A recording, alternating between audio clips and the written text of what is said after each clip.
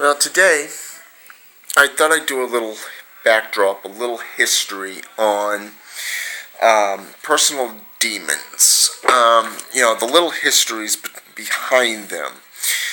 Um, in ancient Greek, in the ancient Greek world, there's the word demons, or demos, as they were called, were not universally viewed as evil beings. Um, they were instead ambiguous creatures that occupied a state above humanity, yet below the gods. Although some of these beings currently held malevolent designs upon humanity, others could actually be helpful. Um, the idea of a guiding genius comes from the Greek belief in personal demons. Consider that the philosopher Socrates was how should I put this? He was widely known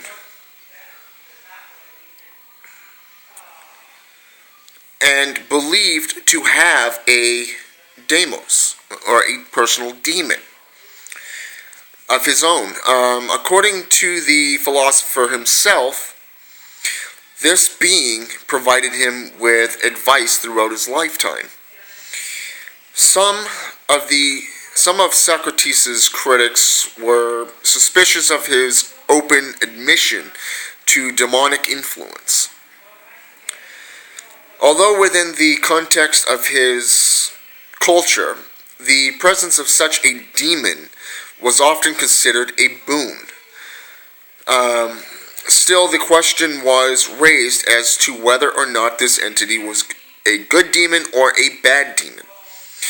In explaining his relationship with the entity, Socrates described his demon as a guiding voice that often stopped him from, or before he said or did something unwise.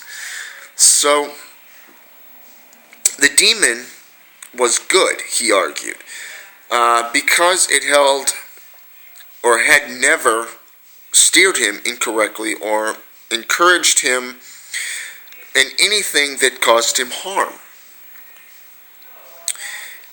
In his opinion, it was a being both demonic and heavenly. As shown in his own words, he wrote, "A divine and demonic thing comes to me. This began in childhood. A certain voice comes, and whenever it comes, it always turns me away from what I am about to do, but never urges me to go ahead."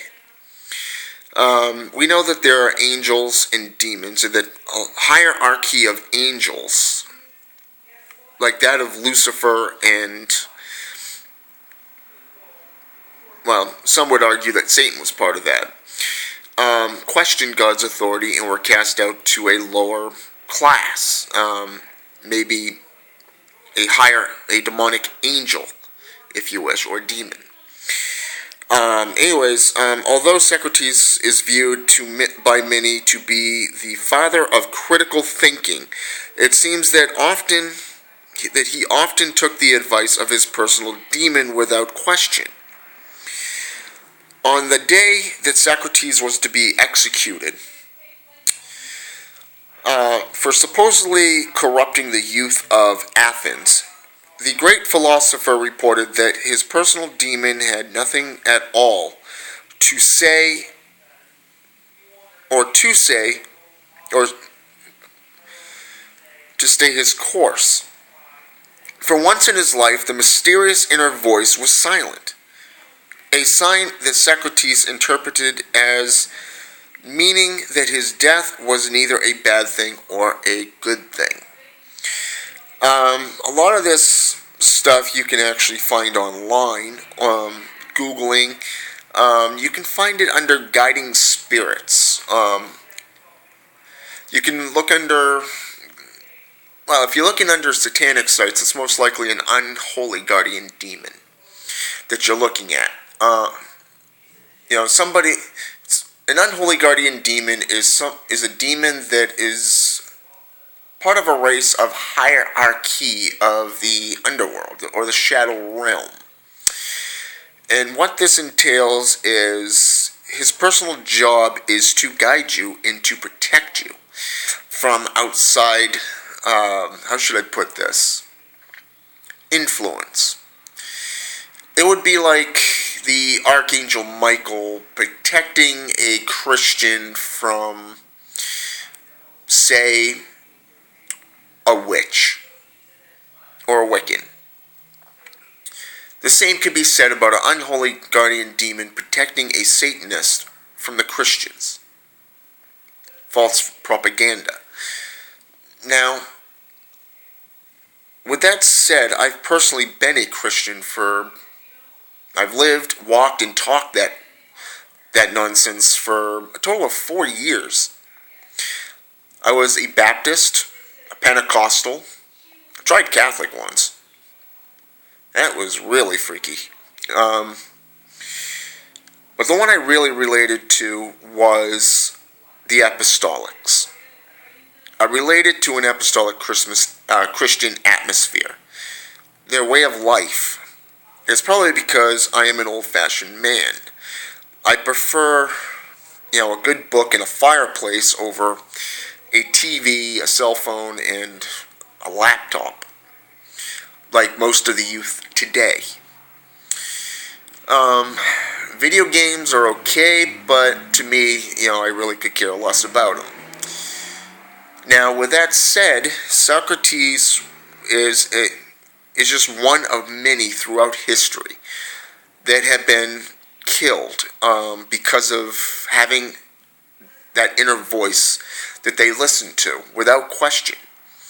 The 11th century, Joan of Arc, or the Maid of Lorraine as she was called, in France, during the occupation of Europe, when the British occupied Europe at the time. She led the army of her king and basically gave them hope. She gave herself without question to the one that she called her God. And she was crucified literally, like some would argue that she was the first witch to ever be burned at a stake. All she asked was for a cross to be held up in front of her so she could see it. She never did anything to hurt her king, her fellow troops, her fellow countrymen and women. But yet she was condemned by the Christian church, just like Sacramentes.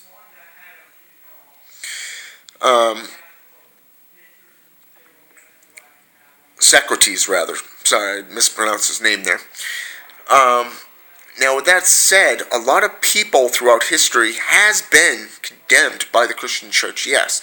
However, it is classified as a personal demon. So if it's a personal demon and they are doing no harm, why would you crucify them? Why would you burn them at a stake?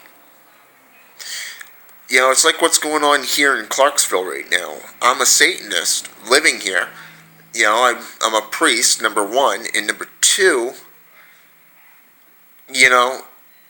all I'm trying to do is help these people, and yet all they're doing is spreading rumors, lies, and the latest rumor was actually, don't know if it's actually true, but they were considering canceling Halloween. All because I'm a Satanist. Wow, how paranoid is that? But anyways, with that said, it's the same thing. I'm being condemned by my belief because I choose to listen to my unholy guardian demon instead of what they believe, a silent God that really doesn't give two shits about them.